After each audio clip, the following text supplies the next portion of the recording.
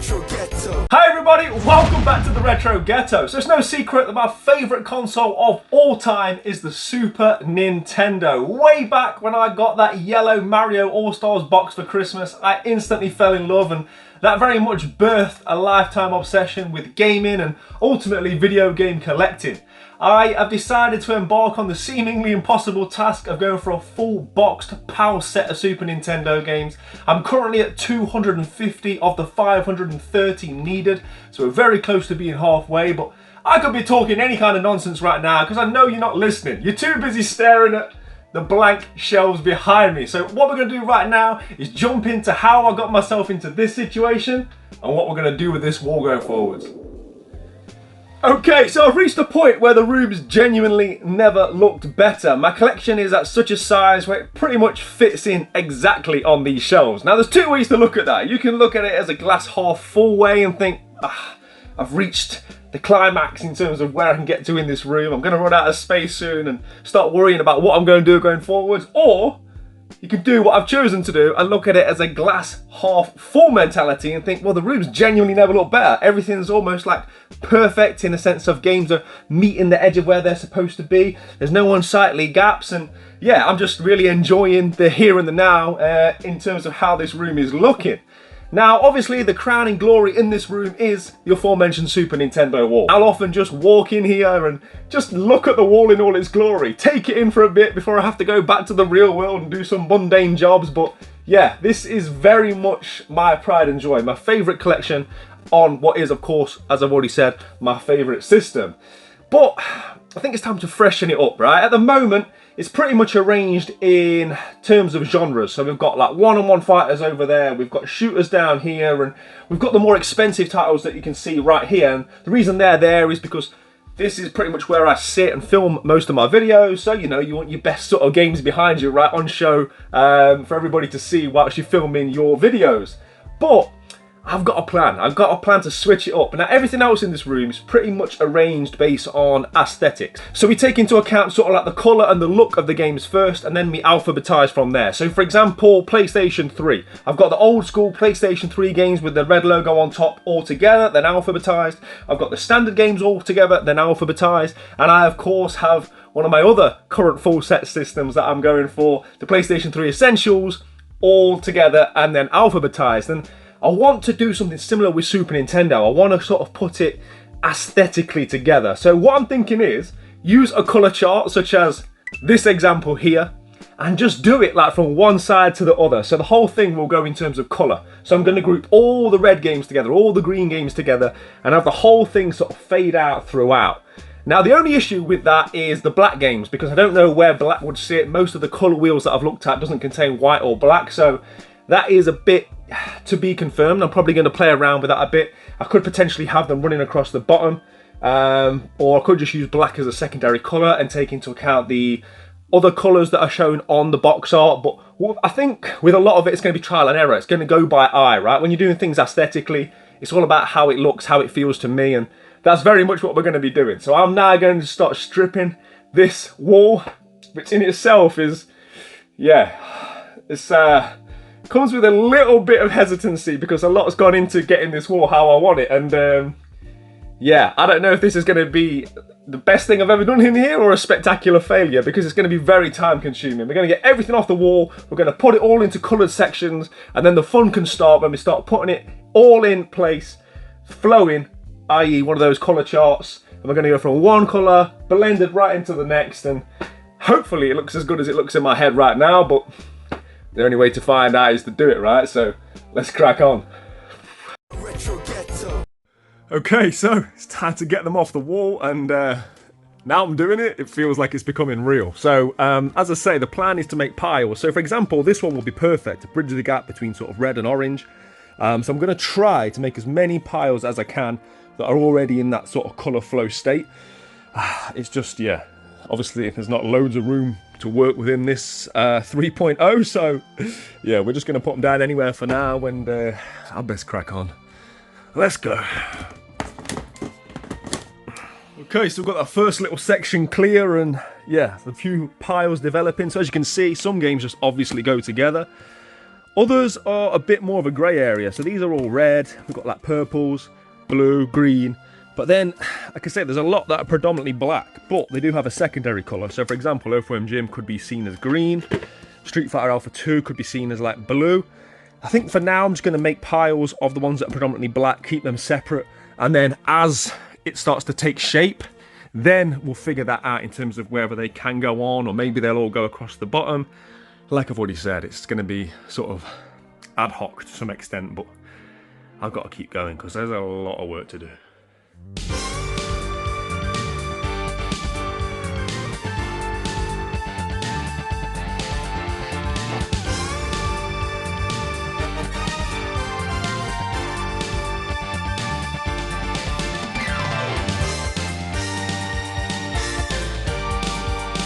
I think a better approach, rather than just working in order, is just going by colour. Just grabbing a few handfuls of ones that are definitively a certain colour, and then we'll just slowly get through them as and when.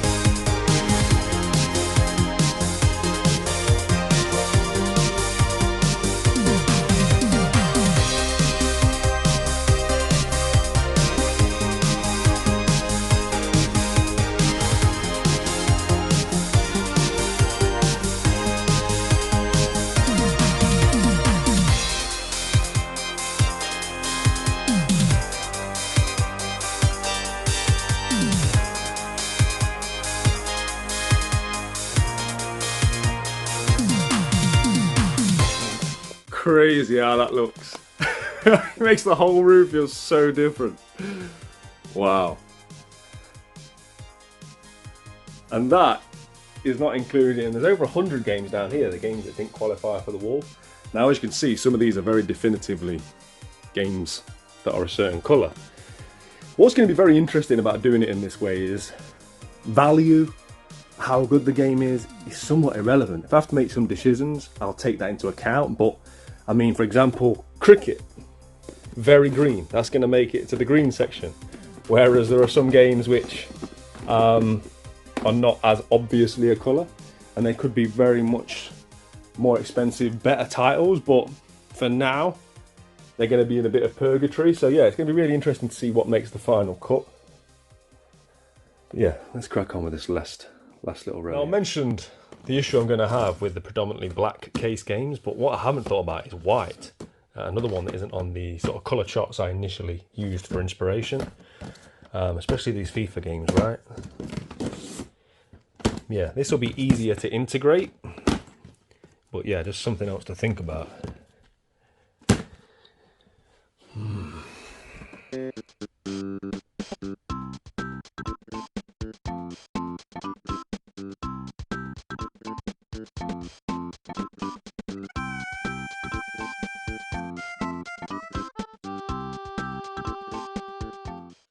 So another thing I haven't really taken into account is how certain colours dominate. So for example, blue. I've got about 5 or 6 piles of blue games. There's a lot of red as well. Some huge red piles down here. So yeah, I'm going to have to be taking that into account when it comes to the layout. Could potentially put the more dominant colours in the middle, so I could have like a lot of blue, and then the other colours could come either way from it. Yeah. The more I take off, the more work there seems to be ahead, but it's not going to happen with me procrastinating, so let's just keep cracking on. Okay, so the wall is completely cleared. And as you'll be able to see, there are games everywhere in this room. So these are all the sort of nondescript games, and we've got piles here of blue, purple, pinks, more sort of piles of nondescript games down here, and this has kind of enthused me about the whole project. As I sit here, I can see the colours coming together, right? Yeah, so we can see all the yellows, the blues, the greens, silvers, reds, and yeah, this sort of little view here has given me that hope that it is going to look as good as I hope it is once these are all on the wall. So yeah, nice milestone. Everything's off the wall. Everything's colour-coded. It's getting very late. I'm going to bed. In the morning, the fun stuff begins. We're going to get these on the wall in a bit. Retro Ghetto. Good morning on what was a very miserable day. The sun looks like it's breaking through, and hopefully we'll have the rainbow in here by the end of the day. So I think I've got a plan of action. So as you can see by the colour wheel here, it kind of goes from like purple and then right round to blue, and I think that's the way I'm going to do it. I'm going to split blue. As I mentioned last night, there's loads of blue, purple, pinkish games. So I think by sort of starting at blue and ending at purple all the other way around, it'll kind of split it up so there's not like a huge sea of blue sort of dominating the whole landscape, I guess. So that's very much the plan. We're going to start with like blue down here and then work our way right through. This is the fun bit now, so yeah, let's do it.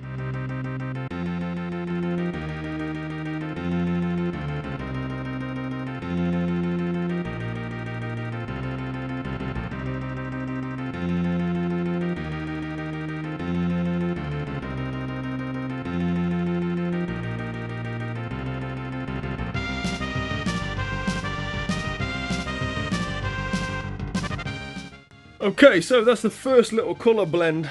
Obviously everything I do at the moment is rough because it will all be subject to change when, you know, I go through more stuff. And a few of the games which are currently nondescript, that needs turning around. That needs turning around. But yeah, you can kind of see I've gone for the darker purples. It's harder with that light. But like the games that have got quite a lot of black but also purple, have fed into darker purple. Then you've got like a couple of maroon games, and then you're feeding into the ones that have pink elements before getting to like a row of pink. I haven't got like loads of pink games, but yeah, it's just going to help break it up. So yeah, now we're moving on to the next colour blend. The next colour is red, and as you can see, there's a lot of red games to play with.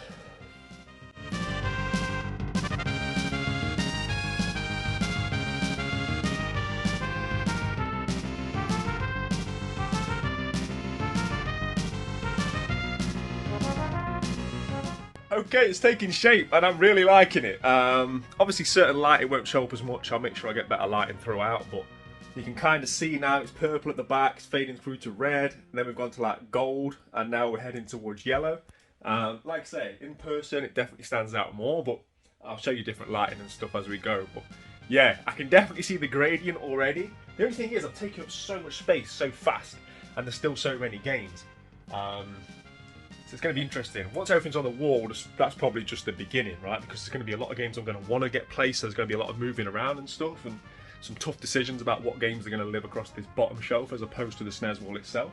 I might even be able to run the theme on the bottom shelf if there's so many of a certain colour. We might be able to have the spines. Some of them do have different colour spines to the box art, so that'll be interesting to see if we can sort of keep the colour flow going along the bottom, or whether it will probably just be like predominantly black cases. But yeah, very much enthused by it so far. And the other decision I now need to make is the Super Nintendo sign, because that has to go in the middle, right?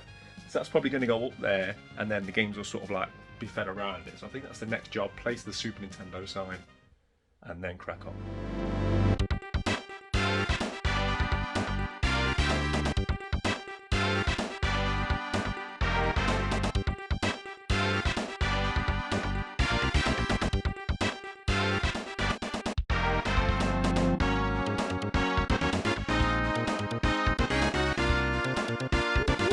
We are cooking on gas, but I've just realised as I'm amalgamating blue, I've missed all this pile of greens, and there's no way Hagane's sitting on the floor, so back to the drawing board for green. Okay, so that's pretty much all the colour blocks on. I've tried to put a bit more natural lighting in here so you guys can see it a bit better, but I'm really happy with how that gradient is looking thus far. Like I say, that's most of the colour blocks. The only thing that I still have to integrate is all the white games, all my silver games, so mostly my Konami Silver Set series. They might end up going sort of spine on the bottom, and I'll try and like maybe integrate it so that there's like a grayscale. So we go from one side dark to the other side light maybe in terms of spines. We'll get to that, but yeah, in terms of like how the wall's looking, thus far I think it's great. There's going to be a lot of substitutions, a lot of games coming in and out, but as a general guide, it looks better than I could have imagined.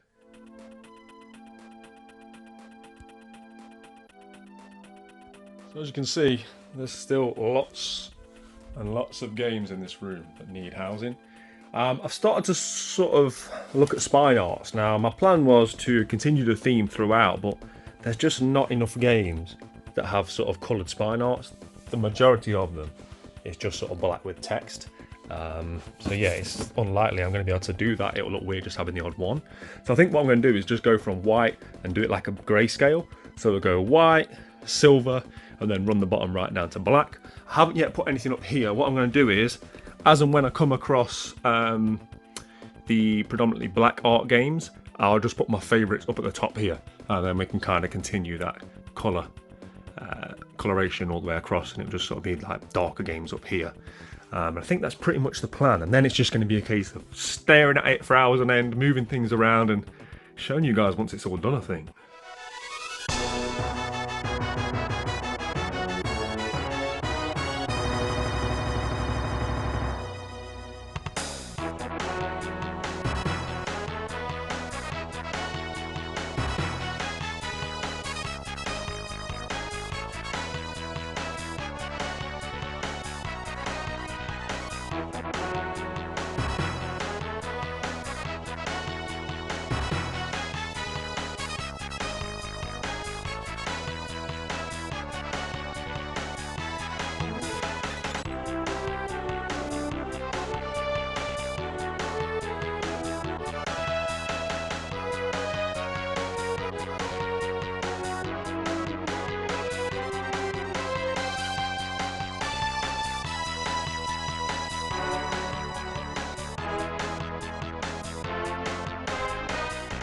Retro Ghetto.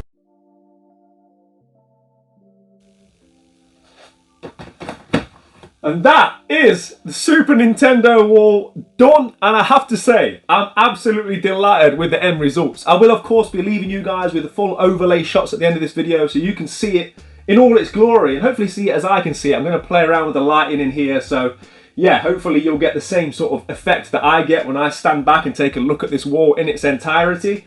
I'm so happy that it's worked out this way. I was a little bit tentative going in simply because I loved the wall anyway. This is one of many Super Nintendo walls and iterations over various different games rooms that I've had over the years, and I just fancied a change. I wanted to switch it up, not quite knowing how the end product would look, and yeah, after a lot of work, a lot of meticulous planning to get the colours exactly as I wanted them and the spacing and everything, I can honestly say I'm delighted with the end product. Now, there's never going to be a perfect solution.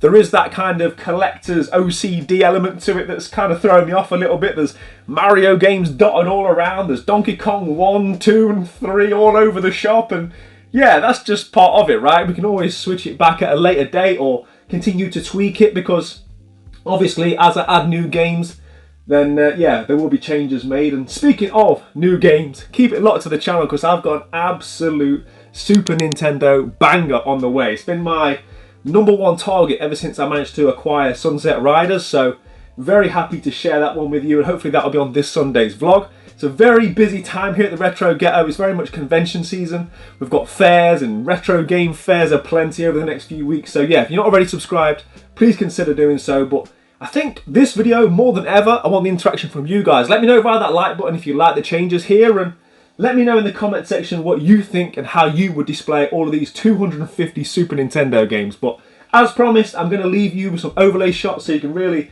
see it for yourselves. But play your games, keep it retro. I'll see you on the next one in a bit.